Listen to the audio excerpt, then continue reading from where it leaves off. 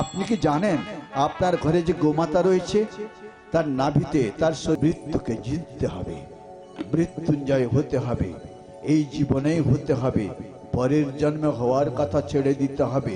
কে জানে পরের জন্মে যদি আমি মানুষ না হই, মানুষ ছাড়া কে পারবে মৃত্যুকে বিজয় প্রাপ্ত করতে? কে করবে জপ, কে করবে ধ্যান? গরু বাছুর কি করে? কে করবে পদ্মাসন? কে পারবে সোজা হয়ে বসতে? কে পারবে গীতা পাঠ করতে? অন্যান্য প্রাণী যদি আমাকে হতে হয় তবে কি আমার দ্বারা সম্ভব হবে? হবে না তো। এই জীবনেই আমাকে সেই আধ্যাত্মিক উন্নতি লাভ করতে হবে।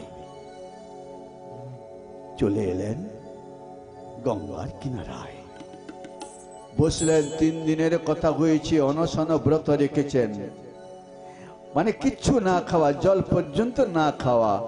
তিনি চুপচাপ বসে আছেন, শুনছেন।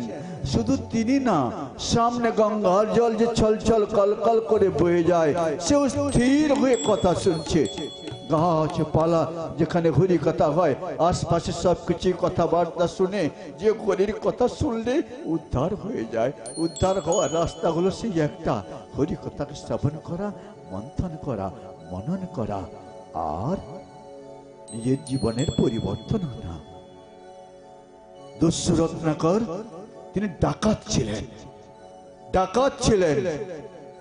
অঙ্গুলিমাল ডাকাত ছিলেন। এক একটা মানুষকে কেটে কেটে তার আঙ্গুল দিয়ে গলায় মালা পরতেন। সেই ডাকাত বদলে গেল, বদলানোর মাত্র সে হয়ে গেল সাধু। অপি চেত সুদরাচার ভজতে মাম অনন্য ভাগ সাধুরেব সমন্তব্য সমব্যবসিত। সাধু বলেই তারা পরিচিত হয়। যারা পাপী থেকেও মহাপাপী যদি হয়, জীবনের বদলানি যদি নিয়ে নেয়, তবে দেরি কোথায়?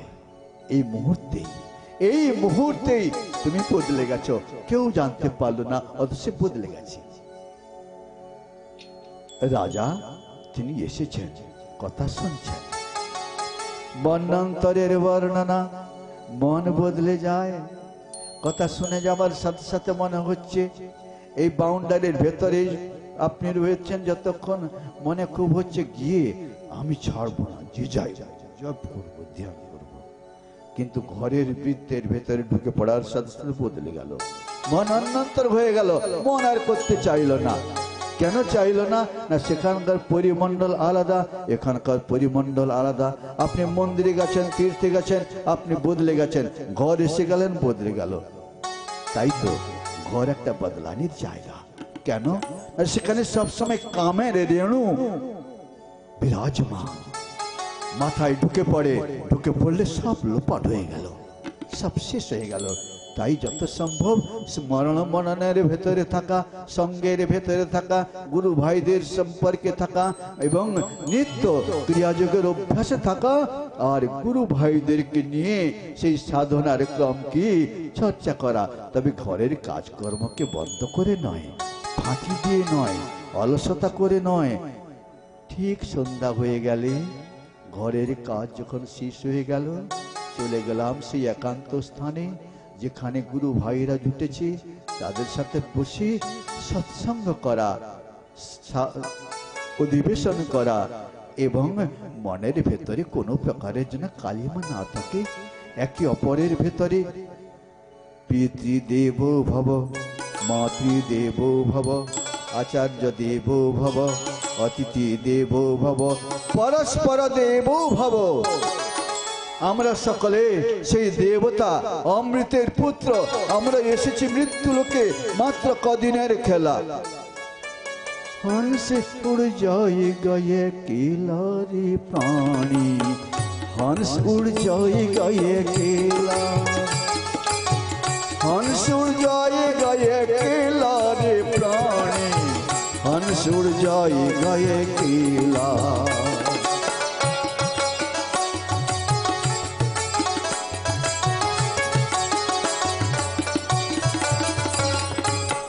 क्या लेके आया था, क्या ले जाएगा, क्या लेके आया था, क्या लेके जाएगा, कौन तेरा साथ चला जाएगा। इसी प्रकार सोच ले रे प्राणी, इस प्रकार सोच ले रे प्राणी, हंस उड़ जाएगा अकेला रे प्राणी, हंस उड़ जाएगा अकेला। এখানে হংস যখন উড়ে চলে যাবে তখন কেউ তাকে ধরতে পারবে না। হে প্রাণী, যতক্ষণ এ দেহেতে প্রাণ আছে ততক্ষণ তুমি করে যাও। সেই মন যেন অন্তর না হয়, সরে যেন না চায়, নিশ্চয় করে নেয় আজ থেকে আমি এই ব্রতকে ধারণ করলাম, ক্রিয়া অভ্যাস করব।